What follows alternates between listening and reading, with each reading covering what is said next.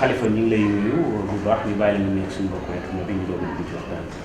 yasaay a'uuzu billahi mina shaytaani rajiim bismillahi rahmaani rahiim rabbi ishrah li sadri wa yassir li amri wahlul uqdatan min lisaani yafqahu qawli. alors Khalifa rappeur la aka lamiñu askan wi di nuyu sénégalais yëpp yi seetaan di leen nuyu yéen waa info réew mi bismillahi rahmaani rahiim.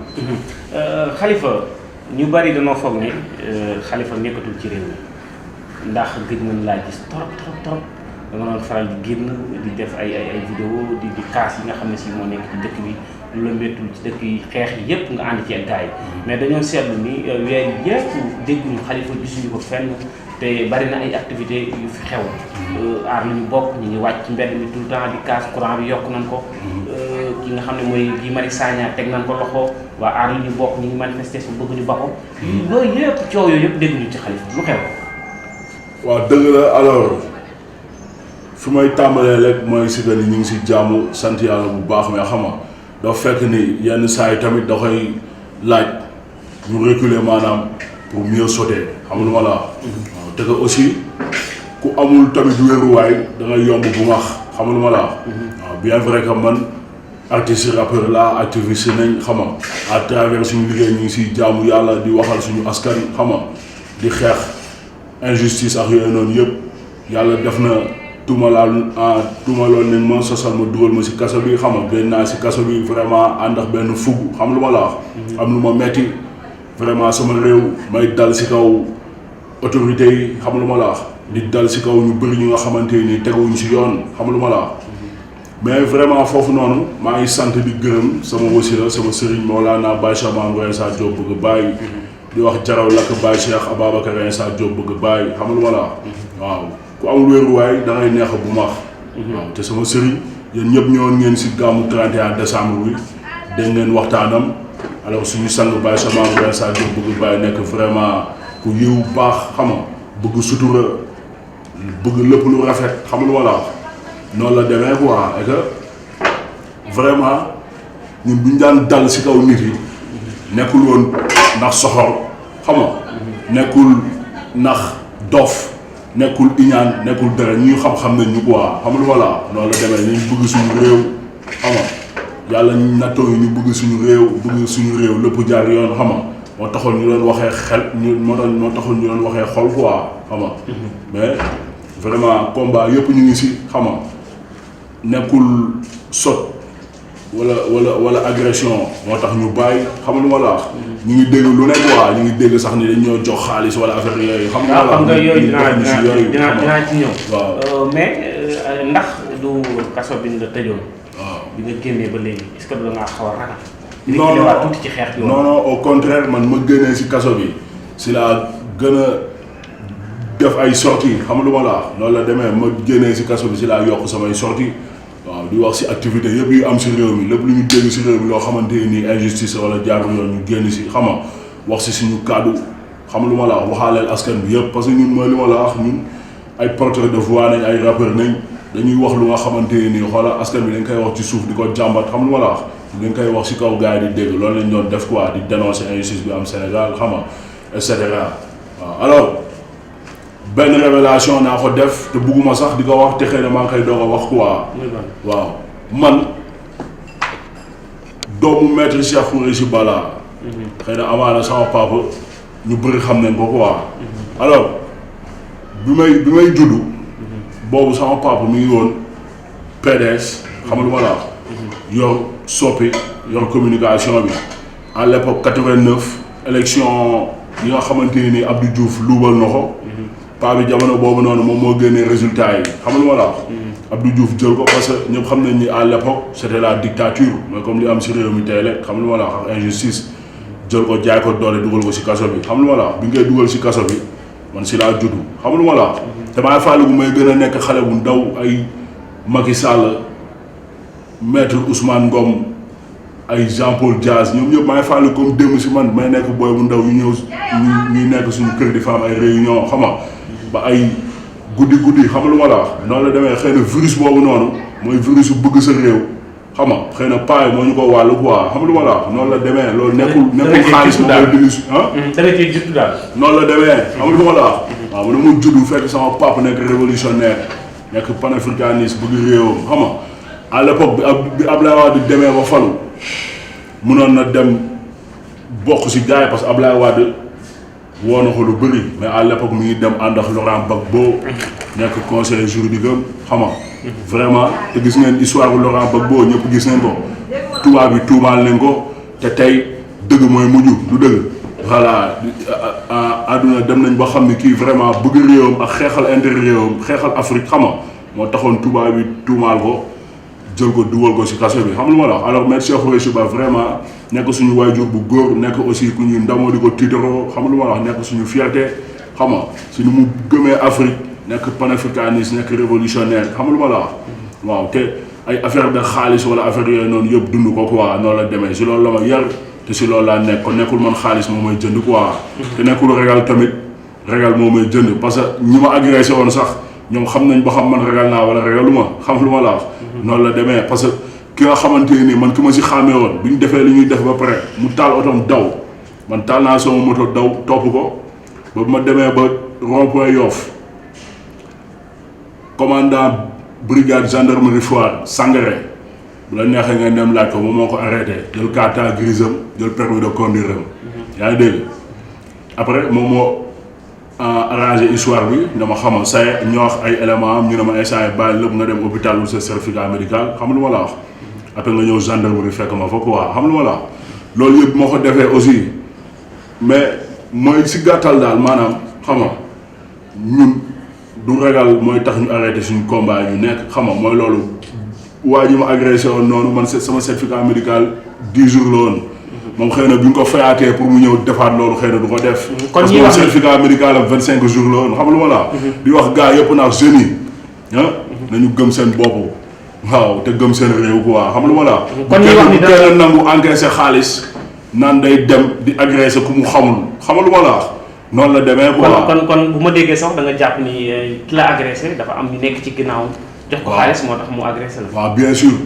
bien sûr. yan preuve nga ci am. non man c'est que mooy li ma la wax c'est-à-dire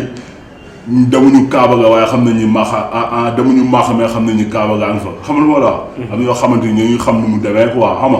waaw mun nañ défendre nag suñu bopp bu baax xam lu ma la wax. noonu la demee te pare nañ si wàllu bu nekk. incha allah ci kàttanu yàlla suñu combat daal instant yii nii xëy na ñu ngi ko doon gën a mettilee si ay kàddu xam nga wala si. brutalité wala yooyu noonu yëpp xëy na ok léegi bàyyi nañ mu sedd nañ segg affaire bi. waaw mais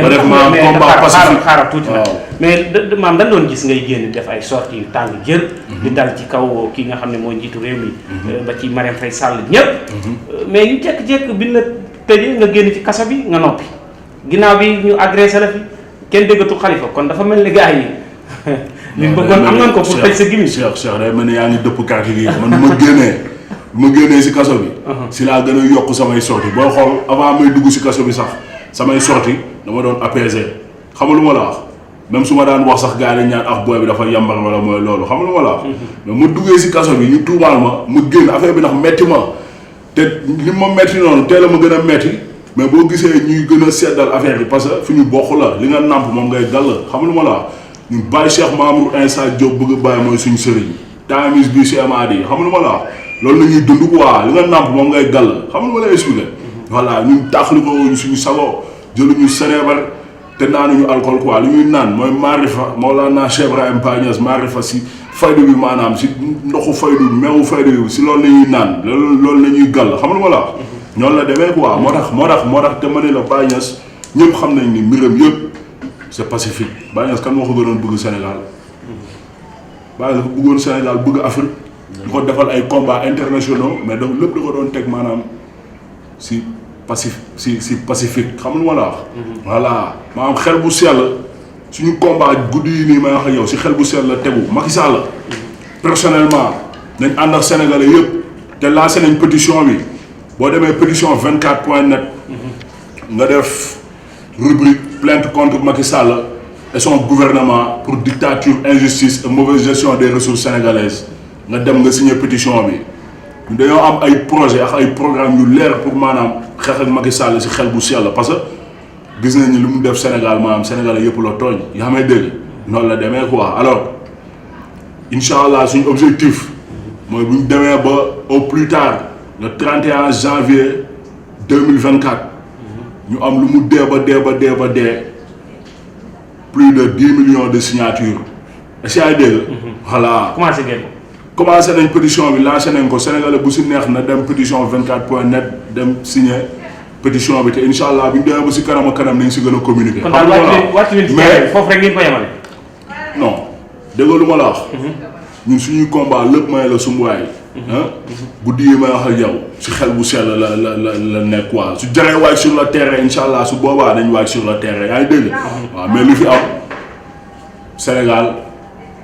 ñun dëgg nañuy dund xam nga lu ma la wax gisuñu suñu bopp quoi ay marche yoo xamante ni ñiy woote marche da ngay ñëw ñu bëgg ko def concert xam nga lu ma la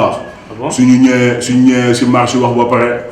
lendemain wala sur lendemain wala semaine prochaine ñu dem dugg palais dem toog ak président xam lu ma la wax noonu la demee man respect xam fa laa ko xam nga laa gëm man frappe France dégage man ñooñu laa gëm.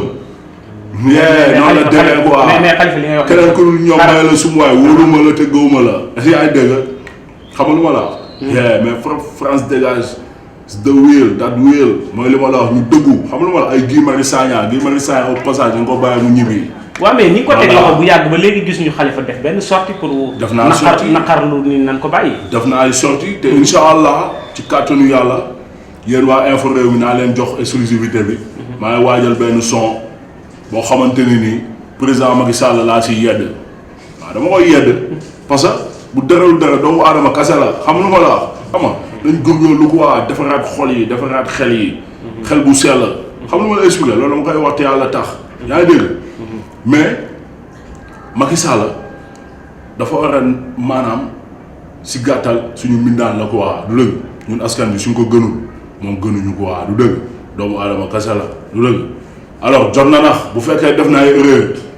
mun nañ ñëw wax ak moom si xel bu sell yedd ko jox ko conseil pour xëy na bu ko dégloo mu bàyyi si xel du dëgg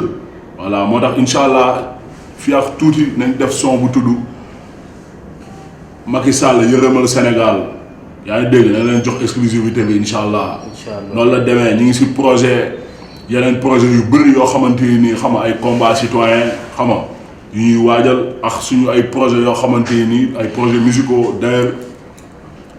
bërki Demba Ndiaye lundi génnee naa benn single bu ma def en featuring ak Kaladze mu tudd Number One Love xam nga.